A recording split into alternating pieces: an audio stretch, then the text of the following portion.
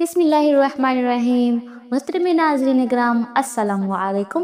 ماہ رمضان کا چاند دے کر جو شخص اخلاص سے دل کے ساتھ سورہ کوثر اس طرح پڑھ لے تو یاد رکھو آنے والا پورا سال اس کے لیے رزق، برکت اور نعمتوں کی بارش لے کر آتا ہے۔ یہ کوئی معمولی بات نہیں، یہ وہ گھڑی ہوتی ہے جب آسمانوں کے دروازے کھل رہے ہوتے ہیں، جب دعائیں اوپر اٹھ رہی ہوتی ہیں، جب رحمتیں زمین پر اتر رہی ہوتی ہیں۔ اور اگر اس مقدس لمحے میں سورہ کوثر پڑھ لی، وہ سورج جس میں رب نے اپنے حبیب کو خیر کثیر کی خوشخبری دی، تو پھر سوچو جس رب نے اپنے محبوب کو بے شمار عطا دی، وہ اپنے بندے کو کیسے خالی لٹا دے گا؟ آزما کر دیکھ لو۔ بسم اللہ الرحمن الرحیم۔ محترم ناظرین، ذرا دل تھام کر اس منظر کو محسوس کیجئے جب ماہ رمضان کا چاند آسمان پر نمودار ہوتا ہے، موزن کی آواز فضا میں گونجتی ہے، گھروں میں خوشی کی لہر دوڑتی ہے، ماں باپ بچوں کو گلے لگاتے ہیں اور ہر مومن کا دل عجیب سی نورانی کیفیت میں ڈوب جاتا ہے۔ یہ کوئی عام چاند نہیں ہوتا، بلکہ رحمت و برکت اور مغفرت کا اعلان ہوتا ہے۔ وہ مہینہ جس کے بارے میں علماء کرام فرماتے ہیں کہ سال کے 11 مہینے رمضان کی تیاری کرتے ہیں اور رمضان بندوں کی تقدیر سنوارنے آتا ہے۔ اسی مہینے میں قرآن مجید نازل ہوا، اسی مہینے میں جنت کے دروازے کھول دیے جاتے ہیں، جہنم کے دروازے بند کر دیے جاتے ہیں، شیاطین قید کر دیے جاتے ہیں، ہر نیکی کا اجر کئی گنا بڑھا دیا جاتا ہے، ایک نفل فرض کے برابر اور ایک فرض 70 گنا تک بڑھا دیا جاتا ہے، اور آسمان سے ایک صدا آتی ہے کہ اے خیر کے طلبگار آگے بڑھ، اور اے برائی کے چاہنے والے رک جا۔ سوچئے جب زمین و آسمان کا نظام بدل رہا ہو، جب فرشتے رحمتیں لے کر اتر رہے ہوں، جب رب کریم اپنے بندوں کو پکار رہا ہو، تو اس لمحے مانگی گئی دعا کیسی رد ہو سکتی ہے؟ رمضان صبر کا مہینہ ہے، کیونکہ روزہ انسان کو برداشت سکھاتا ہے۔ رمضان شکر کا مہینہ ہے، کیونکہ بھوک پیاس میں انسان کو نعمتوں کی قدر آتی ہے۔ رمضان ہمدردی کا مہینہ ہے، کیونکہ انسان غریب کی تکلیف کو محسوس کرتا ہے۔ رمضان قرب الہی کا مہینہ ہے، کیونکہ بندہ راتوں کو جا کر اپنے رب سے راز و نیاز کرتا ہے۔ تراویح کی قطار سحر کی برکتیں، افطار کی دعائیں، اعتکاف کی تنہائیاں اور آخری عشرے کی تاک راتیں، خاص طور پر لیلۃ القدر جو 1000 مہینوں سے بہتر ہے، یہ سب اس بات کی دلیل ہے کہ رمضان محض ایک مہینہ نہیں بلکہ رحمت کا سمندر ہے، اور اسی ببرکت مہینے کا چاند وہ دروازہ ہے جہاں سے تقدیر بدلنے کی شروعات ہوتی ہے۔ اگر اس مقدس لمحے میں کوئی بندہ اخلاص دل اور کامل یقین کے ساتھ سورہ کوثر کا خاص وظیفہ پڑھ لے تو اس کی ساری حاجات پوری ہو جاتی ہے۔ وہ سورت جس میں رب کریم نے اپنے محبوب کو خیر کثیر کی بشارت دی، تو کیا وہ رب اپنے مانگنے والے بندے کو خیر کثیر سے محروم رکھے گا؟ ہرگز نہیں۔ وہ رب ہر شے پر قادر ہے، ہر چیز کا مالک ہے، سب کچھ اسی کے قبضے میں، قدرت میں ہے۔ جب وہ دینے پر آتا ہے تو نہ حسب نسب دیکھتا ہے، نہ چہرے، نہ ماضی کی کوتاہیاں گنتا ہے، بلکہ اپنے فضل سے نواز دیتا ہے۔ اگر رزق چاہیے تو اسی سے مانگو، کیونکہ خزانے اسی کے ہیں۔ اگر دولت چاہیے تو اسی کے در پر جھکو، کیونکہ دینے والا وہی ہے۔ اگر عزت اور شہرت چاہیے تو اسی سے طلب کرو، کیونکہ عزت بھی اسی کے ہاتھ میں ہے۔ رمضان کا چاند دیکھتے ہی جب بندہ وضو کر کے مصلی پر بیٹھتا ہے، دل میں ٹوٹا پن ہو، آنکھوں میں آنسو ہو، زبان پر درود پاک ہو، اور پھر سورہ کوثر کو یقین کے ساتھ پڑھتا ہے، تو وہ لمحہ آسمانوں تک پہنچ جاتا ہے۔ فرشتے گواہ بنتے ہیں اور رب کریم اپنے بندے کی جھولی بھر دیتا ہے۔ یہ ایسا عمل ہے کہ پورے سال کی تنگی فراوانی میں بدل سکتی ہے، بند دروازے کھل سکتے ہیں، بے روزگاری روزگار میں بدل سکتی ہے، قرض اتر سکتے ہیں، دل کی مرادیں پوری ہو سکتی ہیں، کیونکہ جب بندہ دنیا کی محتاجی چھوڑ کر رب کا محتاج بن جاتا ہے تو پھر دنیا کی کوئی طاقت اس کی کامیابی نہیں روک سکتی۔ وہی عبادت کے لائق ہے، وہی مشکل کشا ہے، وہی حاجت روا ہے، ہر بندہ اسی کا غلام ہے اور نوازنے والا بھی وہی ہے۔ اس لیے رمضان کے چاند کی گھڑی کو غفلت میں ضائع نہ کریں۔ یہ وقت بار بار نہیں آتا، پورا سال گزر جاتا ہے اور انسان حسرت کرتا رہ جاتا ہے۔ آج اگر سچے دل سے مانگ لیا تو آنے والا پورا سال بدل سکتا ہے۔ آج اگر آنسو بہا کر رب کے حضور جھک گئے تو قسمت سنور سکتی ہے۔ آج اگر یقین کے ساتھ سورہ کوثر پڑھ لی تو خیر کثیر نصیب ہو سکتی ہے۔ اس لیے جب رمضان کا چاند نظر آئے تو خوشی کے ساتھ ساتھ عاجزی بھی اختیار کریں، درود شریف پڑھیں، اپنے گناہوں کی معافی مانگیں، اپنے رزق، اپنے اولاد، اپنے گھر کی برکت، اپنی صحت اور اپنی کامیابی کے لیے دعا کریں، اور پورا یقین رکھیں کہ رمضان رحمت بن کر آیا ہے اور اب اپنے مانگنے والے کو کبھی خالی ہاتھ نہیں لوٹاتا۔ آپ دنیا کے کسی بھی کونے سے تعلق رکھتے ہوں، چاہے آپ انڈیا میں ہوں، پاکستان میں ہوں، بنگلہ دیش میں ہوں یا نیپال میں، ایمان، مسکت، جاپان یا دنیا کے کسی بھی حصے میں رہتے ہوں، جیسے ہی آپ کے ملک میں رمضان اور مبارک کا چاند نظر آ جائے تو یاد رکھیے گا یہ عام لمحہ نہیں بلکہ رحمتوں کے نزول کی گھڑی ہے۔ اس وقت دنیا کے سارے کام چھوڑ کر اس وظیفے کو ضرور پڑھ لیں۔ اس کے لیے نہ کسی خاص وقت کی پابندی ہے، نہ کسی خاص جگہ کی قید۔ آپ دکان پر ہیں تو وہی پڑھ لیں، دفتر میں ہیں تو دفتر میں ادا کر لیں، کاروبار میں مصروف ہیں، سفر میں ہیں، چلتے پھرتے ہیں تب بھی پڑھ سکتے ہیں۔ بس شرط یہ ہے کہ رمضان کا چاند نظر آتے ہی اس عمل کو کسی صورت نہ چھوڑیں، کیونکہ اس کی برکت اور تاثیر وہی جانتا ہے جس نے اسے آزمایا ہو۔ آج تک جس کو یہ وظیفہ بتایا، جس نے بھی جس حاجت کے لیے پڑھا، رب کریم نے اسے نواز دیا، تنگی کو فراخی میں بدل دیا، حاجت کو قبولیت میں بدل دیا۔ اس لیے آج آپ بھی دل میں جو مانگنا چاہتے ہیں مانگ لیں۔ رزق چاہتے ہیں، دولت چاہتے ہیں، عزت چاہتے ہیں، کامیابی چاہتے ہیں تو جھولی پھیلائیے۔ اب آئیے جان لیتے ہیں کہ یہ عمل کیسے پڑھنا ہے اور کن باتوں کا خیال رکھنا ہے۔ اور اگر آپ اس چینل پر نئے ہیں تو گزارش ہے کہ اس چینل کو سبسکرائب کر لیں تاکہ روزانہ ایسے روحانی اعمال اور وظائف آپ تک پہنچتے رہیں۔ اب عمل یہ ہے کہ رمضان کا چاند دیکھتے کے بعد پوری رات اور اگلا پورا دن آپ کے پاس موجود ہے۔ جب بھی موقع ملے بہتر ہے باوضو ہو کر مصلے پر بیٹھ جائیں، لیکن اگر ممکن نہ ہو تو چلتے پھرتے بھی پڑھ سکتے ہیں۔ سب سے پہلے اللہ کے حبیب حضرت محمد صلی اللہ علیہ وآلہ وسلم کی بارگاہ میں 3 بار درود پاک پڑھنا ہے۔ آپ کوئی بھی درود پڑھ سکتے ہیں، مختصر اور آسان درود صلی اللہ علیہ وآلہ وسلم پڑھ لیں یا صلی اللہ علیہ محمد پڑھ لیں، لیکن افضل اور زیادہ ببرکت درود ابراہیمی ہی ہے جو ہم نماز میں پڑھتے ہیں، کیونکہ اس کی فضیلت سب سے زیادہ بیان کی گئی ہے۔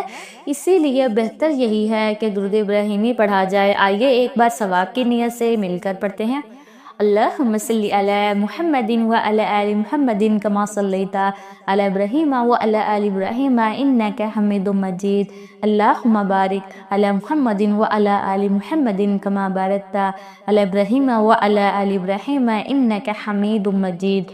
3 بار درود پاک پڑھتے ساتھ ہی فوراً اپنے خاص مقصد کی نیت کرنی ہے، کیونکہ ہر انسان کی حاجت تلک ہے۔ کوئی رزق کی تنگی میں مبتلا ہے، کوئی بیٹیوں کے نصیب کے لیے پریشان ہے، کوئی قرض میں ڈوبا ہوا ہے، کسی کا چلتا ہوا کاروبار اچانک بند ہو گیا ہے، کوئی بیماری سے تنگ ہے، کوئی بے بسی میں رب کی رحمت کو پکار رہا ہے۔ آپ یہ ہرگز نہ سوچیں کہ یہ کام کیسے ہوگا، راستہ کہاں سے بنے گا، اسباب کیسے پیدا ہوں گے۔ یہ سب رب کے ذمے چھوڑ دیں، کیونکہ کام کروانے والا بھی وہی ہے، راستہ بنانے والا بھی وہی ہے۔ بس آپ نے کامل یقین اور سچا بھروسہ اپنے دل میں رکھنا ہے۔ پھر فوراً ایک مرتبہ اعوذ باللہ من الشیطان الرجیم بسم اللہ الرحمن الرحیم پڑھ کر وظیفے کا آغاز کرنا ہے، کیونکہ جس کام کی ابتدا تعوذ اور تسمیہ سے ہو اس میں خیر بھی ہوتی ہے، برکت بھی ہوتی ہے اور حفاظت بھی۔ جب نیت بھی ہو گئی اور تعوذ تسمیہ بھی پڑھ لیا تو اب اپنے دل کو دنیا سے کاٹ لیں اور یوں تصور کیجئے جیسے آپ روضہ رسول کے جالیوں کے قریب ادب سے بیٹھے ہیں اور نہایت عاجزی کے ساتھ یہ وظیفہ پڑھ رہے ہیں۔ سب سے پہلا وظیفہ اللہ رب العزت کی عظیم صفت کا ہے جو سورہ اخلاص کی دوسری آیت بھی ہے۔ آپ نے اللہ الصمد پڑھنا ہے۔ جو لوگ کہتے ہیں کہ برسوں سے وظائف پڑھ رہے ہیں، تسبیحات پڑھ رہے ہیں، مگر حالات نہیں بدلتے، غربت نہیں جاتی، مصیبتیں پیچھا نہیں چھوڑتی، تو یاد رکھیے اللہ الصمد پڑھنے کی دیر ہے۔ یہ وہ نام ہے جس کا مطلب ہے کہ سب اس کے محتاج اور وہ کسی کا محتاج نہیں۔ جب آپ پریشان ہو، مصیبت میں ہو، دل ٹوٹا ہوا ہو تو پھر اپنا ہر دکھ، ہر آنسو، ہر تکلیف اللہ کے سامنے رکھ دیں۔ وہ تماشا نہیں دیکھتا بلکہ دلوں کا حال جاننے والا ہے۔ وہ آپ کی بات زبان پر آنے سے پہلے سن لیتا ہے اور غیب سے مدد کے دروازے کھول دیتا ہے۔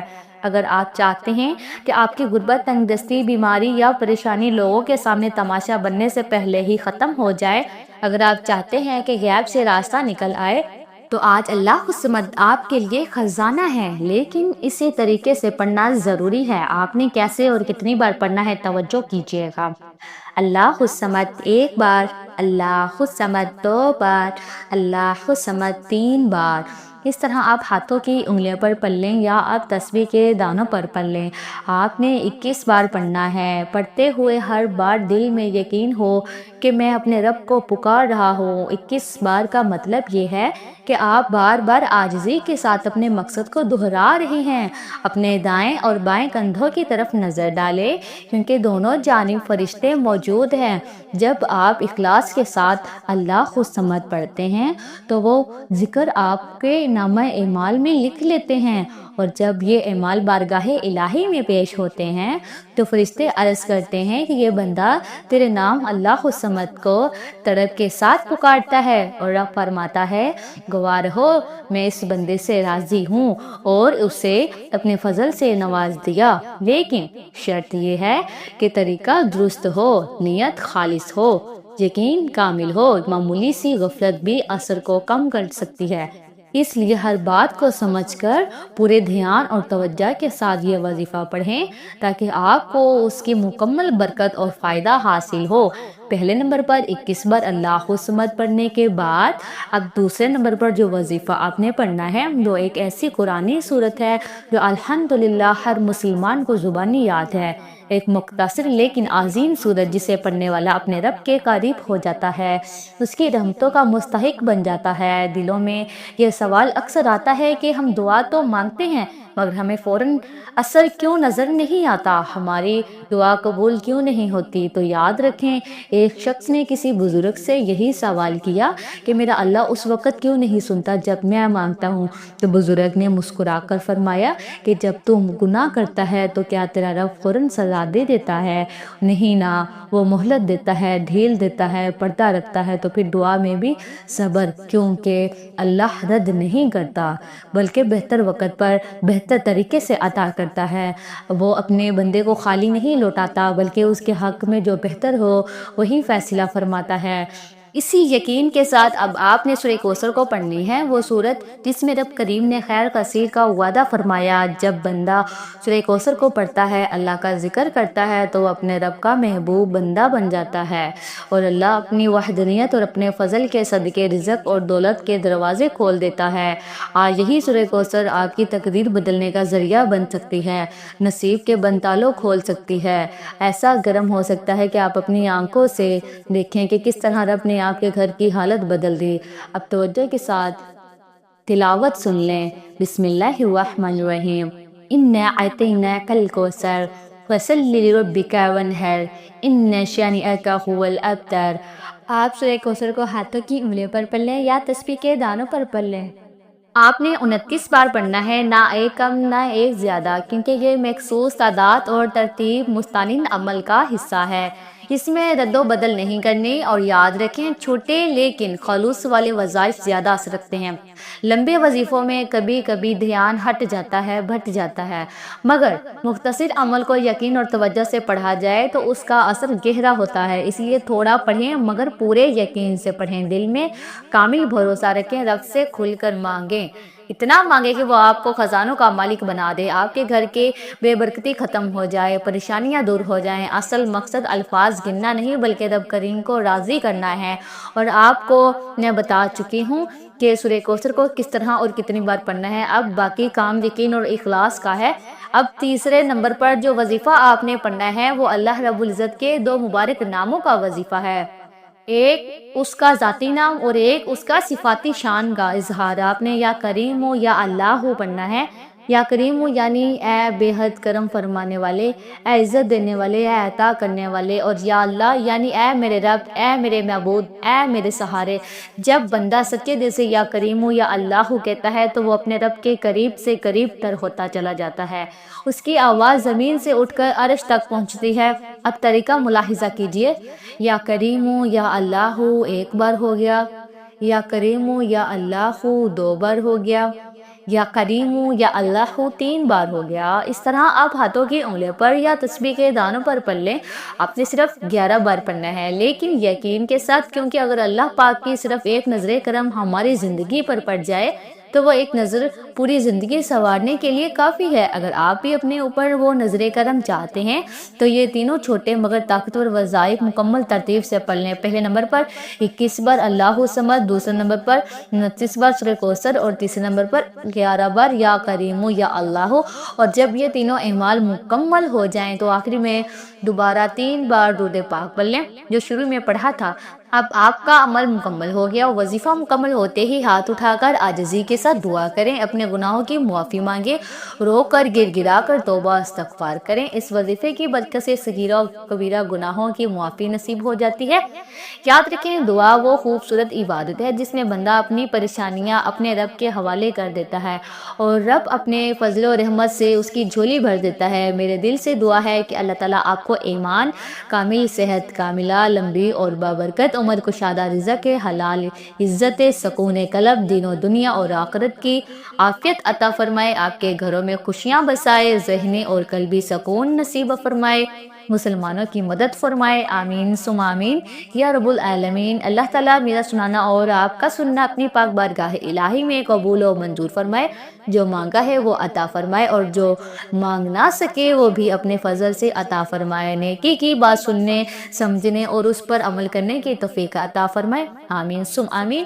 اور اگر آپ کو یہ بیان فائدہ مند لگا ہو تو اسے لائک اور شیئر ضروری کیجیے۔ کمنٹ میں اللہ تعالیٰ کے 99 ناموں میں سے کوئی ایک نام لکھ کر اپنی حاضری درج کروائیے۔ اللہ ہم سب کا حامی و ناصر ہو۔ جزاک اللہ خیر۔ السلام علیکم ورحمۃ اللہ وبرکاتہ۔